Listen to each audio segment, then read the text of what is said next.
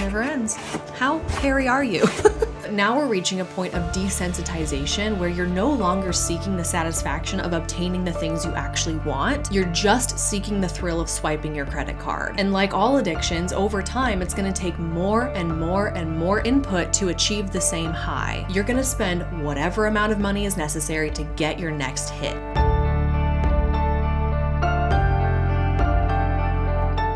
Hello, Happy New Year, and welcome back to another year of exposing influencers for their outlandish behaviors. One thing I'm really hoping we can leave behind in 2024 is the gross overconsumption of beauty products. If you're on TikTok, you know exactly what I'm talking about. The creators who show off their beauty rooms with floor-to-ceiling shelves absolutely crammed with every skincare product on the planet. Those who have every single scent of the Tree Hut sugar scrub stacked in their shower. The ones with drawers and drawers stuffed with more product than they could ever possibly use. It's gotten to the point where I feel physically ill when I watch these videos. I have a really hard time understanding how it gets to this point. How does one accumulate this many beauty products? Why would somebody feel like they need this much stuff? I've done other videos in this influencer insanity series that center around the theme of overconsumption. There was a video all about the Stanley Cup craze. There was a video about creators who do restock type content where everything goes into these beautiful labeled containers. And we definitely talked about overconsumption in the episode I did about self-care content and how influencers are pushing this notion that the only way to take care of yourself these days is to buy more and more and more products. But it wasn't until I saw the content like the stuff I'm going to show you today that I started to ask myself, what's really going on here? Are these influencers okay? Is this a mental illness? Is this an addiction? Is this some strain of hoarding disorder? Is there some level of past trauma that's created a scarcity mindset where they feel like they need to accumulate more and more and more and more and more? I'm starting to wonder if there are deeper issues at play that lead to this kind of outcome, and we're going to take a deep dive into those in this video. And for 2025, I'm really hoping that massive makeup hauls and skincare collections are out while being mindful of your spending and owning a modest collection of beauty products that you truly love can be in. Of course, I've got lots of examples to show you of TikTok's beauty overconsumption craze, but first I'd love to give a moment for today's sponsor, Good Chop. Good Chop offers fully customizable boxes of high-quality proteins delivered to your door on your schedule. They source their meat and seafood exclusively from American farms and fisheries, which means that by choosing Good Chop, you're supporting local family farms and independent ranchers right here in the US. With over 80 cuts of meat to choose from, everything is vacuum sealed and flash frozen at peak freshness, which is perfect for stocking your freezer and cooking them when you want to. I've been getting Good Chop boxes for almost a year now, so I've had a chance to try a big variety. And this time I got New York strip steaks, pork chops, chicken breasts, ground beef, Atlantic salmon, and I'm trying their fully cooked breaded chicken strips for the first time. Because Good Chop doesn't just offer raw meat and seafood, they also offer fully cooked options as well as sides and even desserts. This week I cooked up Good Chop chicken with some salt, pepper, and salsa verde, and then I shredded it up and served it over rice with broccoli, avocado, and a squeeze of lime. It sounds like an interesting combo, but it's really yummy and super balanced. And later in the week I also made some pork chops cooked in the sous vide and then seared in the cast iron with some of that Good Chop craft butter that was left over from my last box, and this was fantastic. I want 2025 to be the year of simplifying and convenience, and Good Chop is a great way to have your proteins taken care of. They show up at your door, you throw them in the freezer, and then you cook them whenever you want to. My strategy is that I kind of shop my freezer when I'm planning dinners for the week, which is great because I always have high quality cuts of meat and seafood on hand. I'm confident you'll love Good Chop, and so are they, which is why they offer a 100% money back guarantee. Love Good Chop or get your money back. To simplify your grocery shopping this year, you can head to goodchop.com/YouTube, and if you use my code HannahAlonso130 or click the link in the description below, this is going to give you $130 off across your first 4 boxes. Again, that's code HannahAlonso130 at goodchop.com/YouTube to get $130 off across your first 4 boxes. Thank you, Good Chop, for your continued support of the channel. All right, let's kick things off with somebody giving us a tour of their skincare collection. This is the volume that I'm talking about. Let's do a little tour of my skincare collection. Here is the full collection. Starting here, I have all of my toner pads. I'm really excited to try these ones. Here I have my cleansing oils and cleansing balms. This Alpha H one is one of my favorites. Then I've got the rest of my cleansers. I've been loving this Paula's Choice one for the colder weather. This drawer is everything hydration. So we've got hydrating toners and essences, and then serum serums at the front. Oh my I've been loving gosh. this Astura Essence recently. Next to it, I've got the rest of my serums. These are peptides, dark spot serums, vitamin C. I absolutely love this vitamin C by Sunday Riley. It's my all-time favorite. And then in the drawer below, I've got all of my exfoliants. I actually just had a clear out of this. And then next to it, I've got my retinoid serums. And then in the drawers below, I've got high-end rich moisturizers. And next to it, I've got drugstore. Love these two for barrier repair. And here are all of my light gel moisturizers. And next to it, I've got eye creams and face oil. I need to have a clear out of this. Then two drawers full of sunscreen. This is more high-end sunscreen, and then drugstore over here. And at the very bottom, because I don't use these as much, I've got all of my face masks and face tools. The obvious first reaction is my jaw's on the floor. I'm thinking, oh my God, that is so much stuff, too much stuff. Followed closely by, that must be so expensive. How much money must you have spent to accumulate this much? It's outrageous. Who has that kind of money? And then I start thinking, there's no way you can possibly use all of this. Beauty products and skincare do have an expiration date. And so if you're not using it by that expiration date, then you're A, wasting a crap ton of skincare because you're throwing it out before you can possibly use it, which the idea of that hurts my soul because it's so wasteful. Or B, then you might be using expired skincare, which could mean decreased product quality, increased risk for irritation, increased risk for bacterial growth and contamination. Neither of those options are good ones, but that's the reality when you have 25 open moisturizers at the same time, which then leads me to question the perceived effectiveness of any of these products. As she's going through, she's pulling out different ones and she's saying, oh, here's my serum drawer, but this one, this is my all-time favorite. And my question is, how can you possibly know that?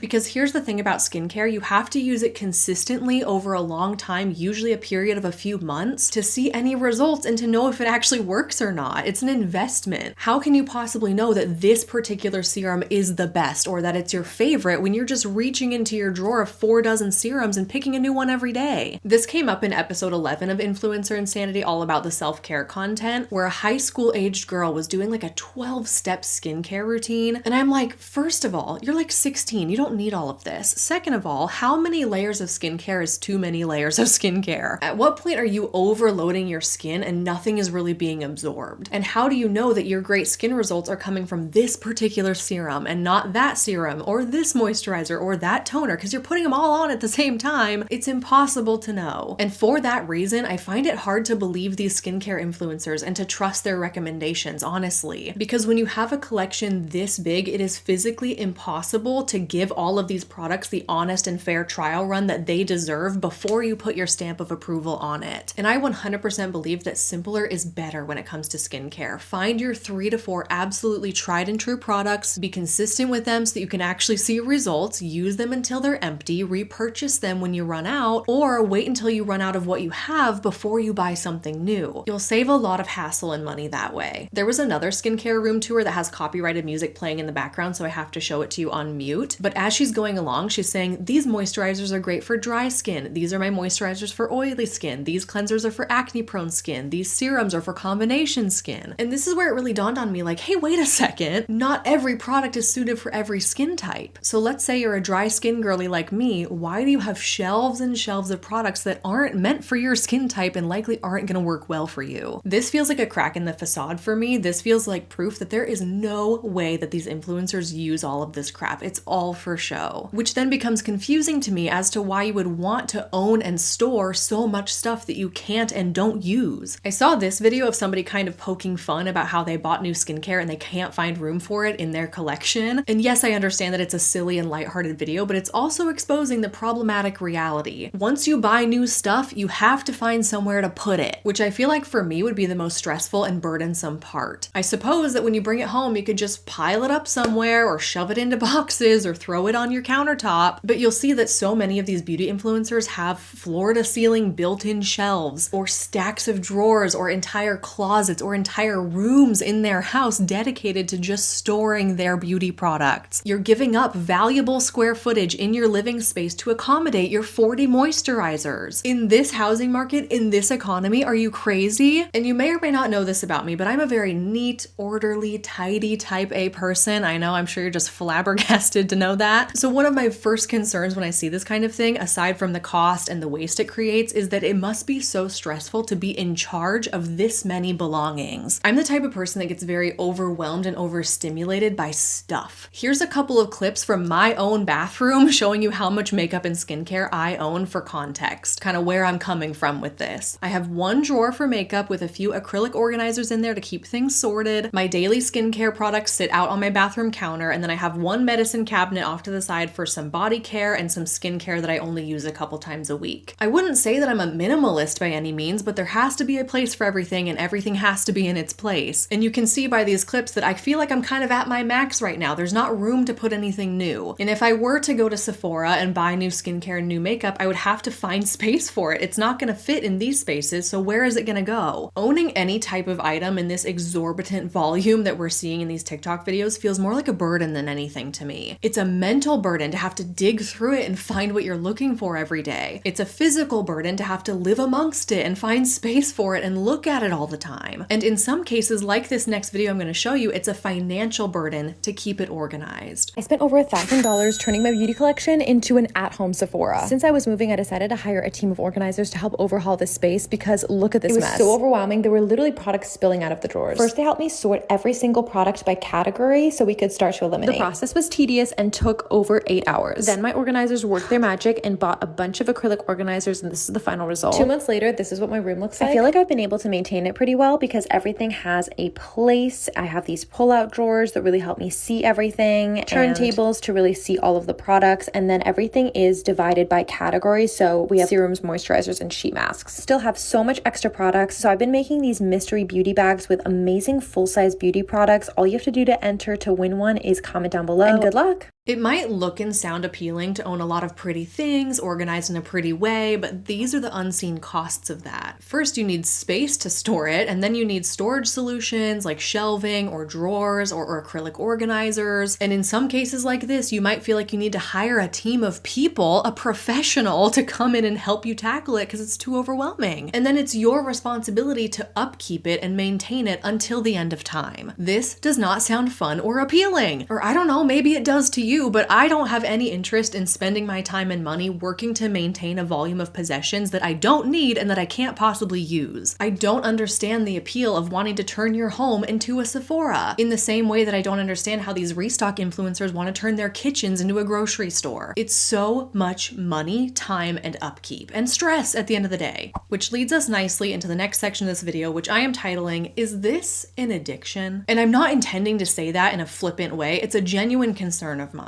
I have to wonder if there's a connection between people who engage in these kinds of spending habits and addictive personality traits. Take this for example. Here's a video about a $4,000 Sephora haul. Absolutely nobody needs $4,000 worth of makeup from Sephora. I'm sorry. If you're walking into a Sephora and you're walking out with $4,000 worth of product in a single trip, I think it's fair to say that there might be some deeper issues at play. Here's a similar video from a different creator of a $3,000 Sephora haul. She shows receipts that do total $3,000 all purchased on the same day. And as she's going through, you'll see that a lot of these products are duplicates. It's the same product in several different shades, 5 different shades of the Summer Fridays lip balm, 3 shades of the YSL blush and wasting it for content purposes, great, 4 shades of the Glossier blush, 3 different kinds of the Caudalie moisturizer, 6 of the Laneige lip masks, 3 of them being the exact same berry flavor. You get the point, but I went through this video and I counted 8 different moisturizers, 8 different blushes, and 25 different lip balms, among a lot of other things too, but you cannot tell me that this is normal. Here's a third different creator titling this video Mini Sephora Haul, and then she proceeds to pull out 22 different products, many of them also just the same product in several different shades. I didn't total this one up myself, but I would estimate that it's at least $500, easily, likely much more than that. Calling this a mini Sephora haul when this is more makeup than most people own in total is very out of touch. And it just goes to show that these beauty influencers' brains are operating differently than the rest of us. Their idea of the scale of products in which it is normal to own is completely miscalibrated. And please know, I'm not trying to be like a nasty mean girl, and I'm also not trying to diagnose anybody when I say this. I don't know these people, and ultimately it's none of my business how they spend their money. It's just the wheels turning in my head about what deeper motivation or issues a person might be dealing with to engage in these kinds of spending habits. I'm thinking at the very least there must be some kind of impulsive or compulsive or addictive traits at play. I can't just have one shade of blush, I need all the shades of blush. Getting one lip balm isn't enough, I need 25 of them. I'm gonna walk into a Sephora and I'm gonna scoop products off the shelf into my bag until I leave the store having spent somebody's entire monthly salary worth. We can all agree that this is not normal, this is abnormal, concerning behavior, even more so when it's being romanticized for a TikTok video. And it makes me wonder where this behavior stems from. Is this a shopping addiction and they just don't know how or when to stop? Is it coming from a place of past trauma? Maybe you grew up without the means to have what you wanted or needed, and so now as an adult you're overcompensating by spending your money recklessly. Maybe it's a scarcity mindset thing. Maybe it's like you love this one product but you're afraid that they're gonna sell out or run out or stop making it, and so you have to buy 5 of them. Maybe it's a peer pressure thing. Maybe you see this product all over social media and every influencer seems to have it, so therefore you want it too. And I think we have to consider that there might be some level of insecurity about appearance at play too. This idea that you can buy beauty, and if you just have enough lotions and potions and skincare and makeup that it will help you feel better about yourself emotionally. When in reality, I actually think the opposite effect happens. All you've done is surround yourself with stuff rather than dealing with the mental and emotional piece of it. And also, I'm sure the more time you spend in front of a mirror, sitting at your vanity, applying all of these products, inspecting yourself, seeing if they're really working, I'm sure that all of that has a negative impact too, because there's more and more potential for you to pick yourself apart and to overanalyze yourself. And like I said, I'm not trying to diagnose anybody. I'm not claiming that any of these particular influencers have these issues. They're just things I'm thinking about. I'm trying to somehow rationalize how these things could possibly come to fruition. And I hope that you consider these things too when you're scrolling TikTok and you come across these videos and you think to yourself, dang, I really wish I could have a beautiful skincare collection like that one day. No, you really don't. You don't need that kind of burden in your life. Save your money, save the space in your home, save your sanity.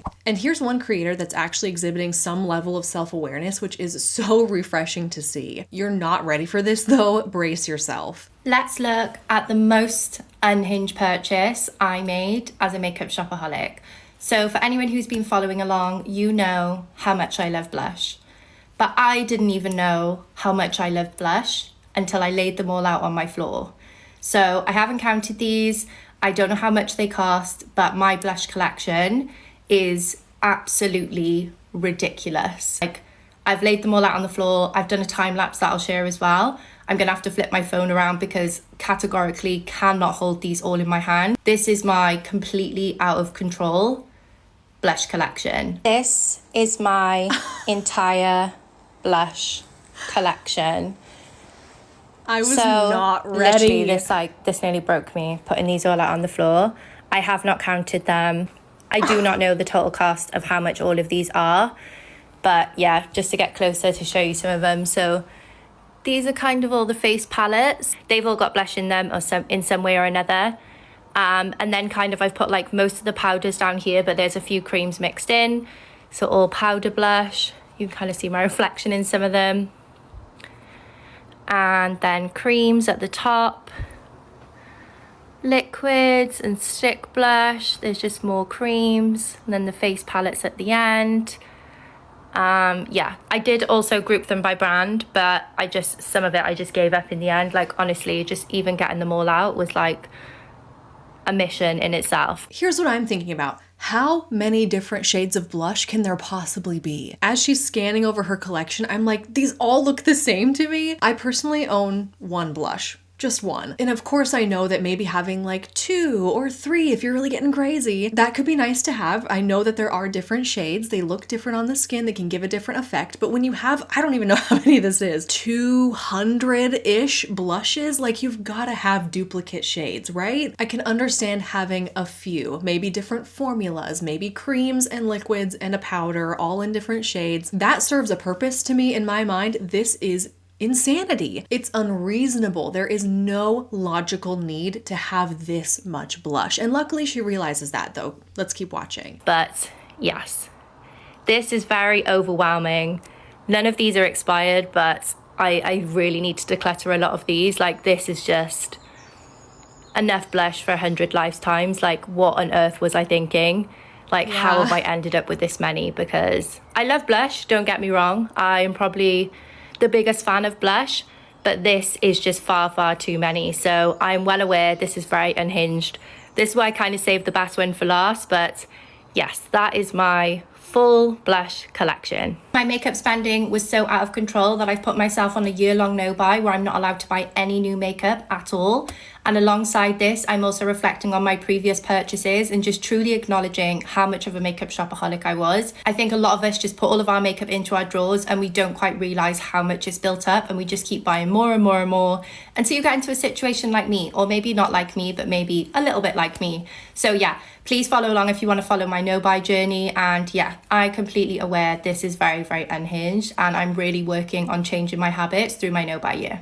Girl, good for you, honestly. This is the kind of energy we need in 2025. And actually, she started doing this for herself last year at the start of 2024, and a lot of her content last year was about decluttering, de-influencing, showing you her empty products as she was using them, doing Project Pan, which is the goal of hitting pan or hitting the bottom of your tin on things like blush or eyeshadow or powder foundations. Generally, just a lot of content about downsizing, using what she already has, and having a no-buy year where she's not buying any new beauty products. I just adore that. I think that's great. She has fully admitted that she has a shopping addiction, and she's giving actionable tips on how she's overcoming that, and she's documenting her journey, which I think is amazing. I think this is the kind of influence that we need to have on TikTok and other social platforms into the future. And I'll put her username here if you'd like to check out her content. I think that it is a really good influence. Next, I have a collection of clips that made me downright angry when I watched them, so of course I have to share them with you too. And a lot of them have to do with the overconsumption core trend, which is essentially people who are leaning in to these allegations that they are overconsuming and that they are being wasteful, and almost wearing that with a badge of pride, as strange as that is. This one says, overconsumption core, buying products you don't need just because it's fun. Almost romanticizing the act of purchasing more than you really want or need just to get that dopamine hit, aka an addiction. This one is similar. It says, overconsumption core, a drawer just for new/unopened products.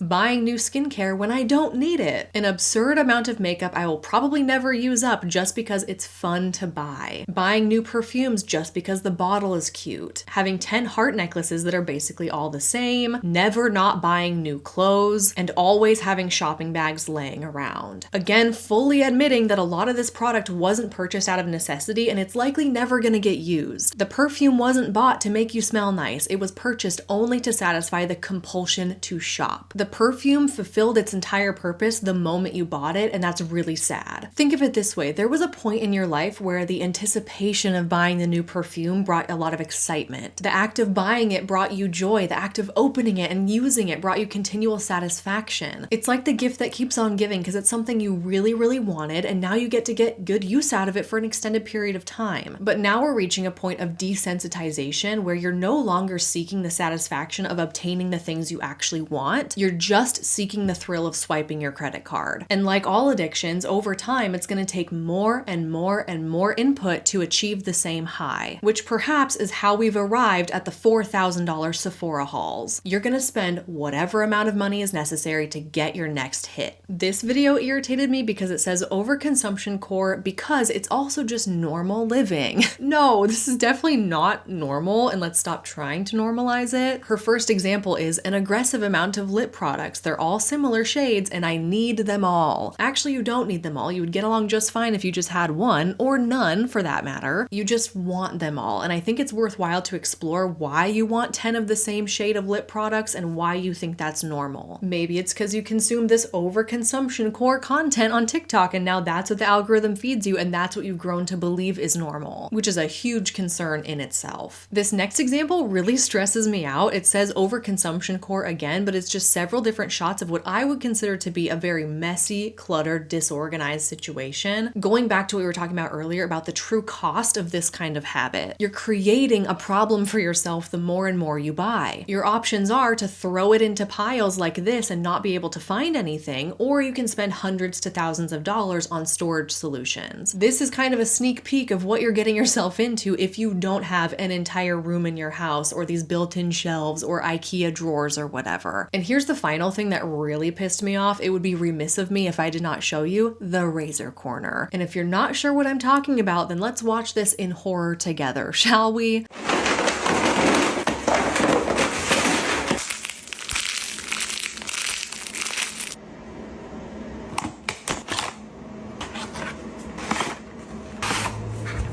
How much do you think this all costed?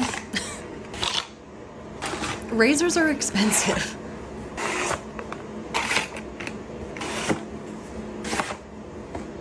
It never ends.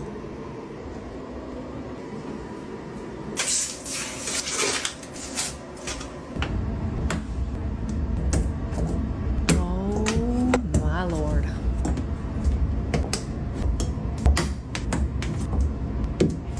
How hairy are you?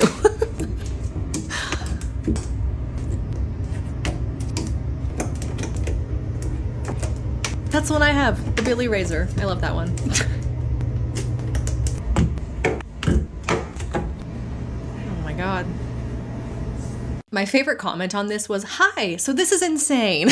And here's where it kind of hits me like, oh, this is for sure rage bait. Perhaps all of this overconsumption core content is rage bait. If you're unfamiliar with this term, I have yet another Influencer Insanity episode dedicated to it. I think it does a really great job breaking down the examples and teaching you how to spot rage bait. But basically, it's when creators put out content that's only true purpose is to shock and anger the viewers, baiting them to leave rageful comments. Because more comments equals more engagement on your post, means a happy algorithm, which means more viewers, which means more money for the creator. And a surefire way to get people to interact with your content is to piss them off. It's very effective and creators take advantage of that. And let me tell you, there's a lot to be angry about in this video. I said some of it as I was watching, like, this is so expensive. It's so wasteful. Who needs this much? It's totally impractical. And what better way to work people up than to show them your massive skincare collection, your $4,000 Sephora haul, a video of you putting 45 razors on your shower wall. All of it is so ridiculous and absurd that it riles people up, and that is exactly the goal. Which brings us to the next section of this discussion, which is the content creation angle of it all. What if none of these TikToks of beauty over consumption were a depiction of these people's real lives at all, and it's all for content's sake? Here's some examples of what I mean. This creator has an absurd collection of body care items, and a good portion of her content is her putting together different shower routines based on different scents. Hey besties, you know what time it is. Help me pick out my shower routine for the night. This person right here requested a cotton candy routine, so let's go ahead and get right into it.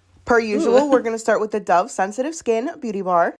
Now for a scrub, I do have the cotton candy scrub. God. I just need to find it. She is right here. Oh, look at that. I have another one right here. Oh, okay, look, I'm going to be going in with the Cotton Candy Tree Hut Scrub. This is so good. I need to clean this up. Okay, now I need to make a body wash. Oh my gosh, you guys. I think I used all of my Cotton Candy Clouds from Bath & Body Works, so now I have to pick a new one. Okay, I'm going to use Pastel Skies because I feel like it gives cotton candy vibes. I just smelled it, and yes, this is what we're going to use. I want to use a body glaze today, and I'm obviously going to use this cotton candy one. This is seriously so good. If you haven't tried it, you need to. For body oil, I'm using this Stardust one from Gemini. This is giving Cotton Candy Princess. It is so good. For body spray, I'm going to use Cotton Candy Clouds from Bath & Body Works. This is such old packaging, but I am so here for it. Here is our perfume for tonight. Okay, besties, here's the routine.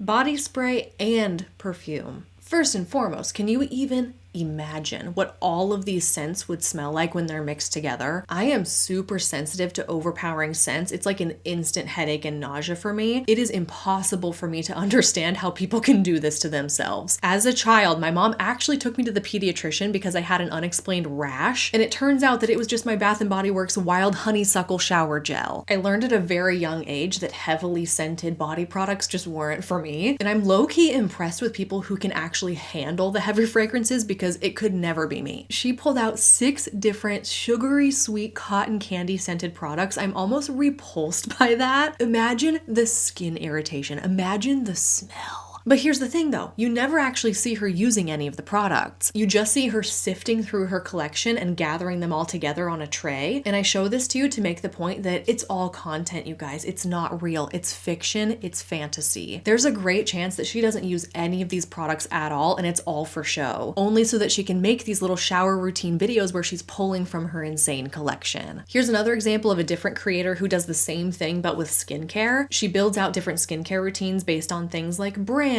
or by color. Like here's a whole skincare routine using only products that are the color pink, or maybe she'll do green or blue or whatever. And here's a whole skincare routine using only products from Glossier. She also does videos like this where she's tidying up her beauty room and she's putting all the products back in their places amongst her collection, and all of it is simply content. It's an opportunity to show off the collection. It's an excuse to continually accumulate more and more and more and more stuff because then you can use it in your videos. And it's a way to create this level of like sick interest and engagement among viewers, sometimes in a rage bait kind of way. It's entertainment more than anything. Think of it like this. What if the only reason this girl has an entire room for skincare in her house is because she's a content creator and it's her job? This is her social media business. This is her workspace. What if the only reason we're seeing videos of people spending thousands of dollars at Sephora is so that they can turn around and make a TikTok video out of it that generates them income? They might even try and claim all of these products as a business expense on their taxes. Or what if they turn around and they return it all right after they shoot the video? That's a real possibility too. What if the only reason this girl has all these Bath & Body Works products is because it is her job to film these shower routine videos? It's really hard to know when we go from an ordinary person with a problem to a content creator with a job. I like to think of it as a Venn diagram with some level of crossover in the middle. Maybe it's somebody who started out with a really unhealthy skincare collection, but then they started making TikTok videos out of it and generating income, and now it's become their job, which only fuels more purchasing and growing the collection further. It's a chicken or the egg situation, and it's really hard for the viewer to decipher what it is they're looking at when this kind of video pops up for them. And it's also worth noting that once you get to a certain caliber of content creation, brands start noticing you and you get on their PR lists where they send you product for free in the hopes that you're going to share it with your audience and feature it in your content. So a lot of these beauty overconsumption influencers also have a lot of content surrounding unboxing their PR. And that adds an extra layer to this because at first, when you first come across these videos, you think, oh my gosh, that must be so expensive. How can you possibly afford all of that? And sometimes the answer is they don't. It's gifted to them and it only fuels their collection and therefore their content, only making this content even more unrealistic and more out of touch, which is exactly why you should never compare yourself to these influencers because it's not real life. They only have the collections they do because it is their job. And quite honestly, you should not look at this as aspirational either. This does not look fun.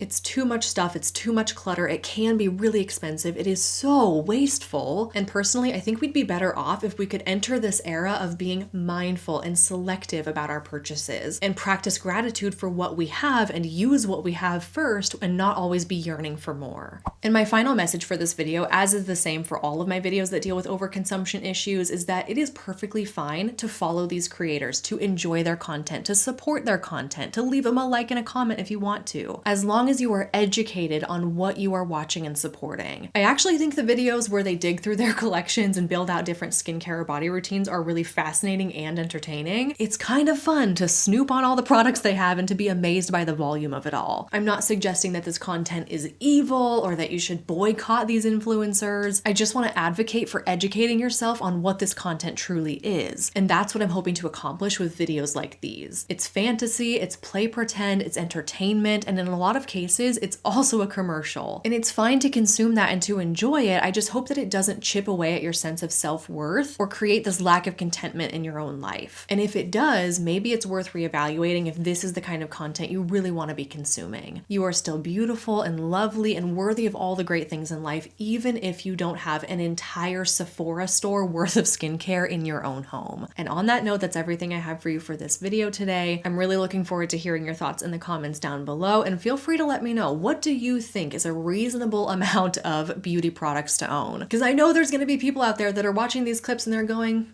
that doesn't really sound that crazy to me. I have that many or whatever. I know everybody is different. Everyone has their own opinion, and I'm very excited to read yours down below. Thank you so much for watching. I really appreciate you, and I'll see you in my next one real soon.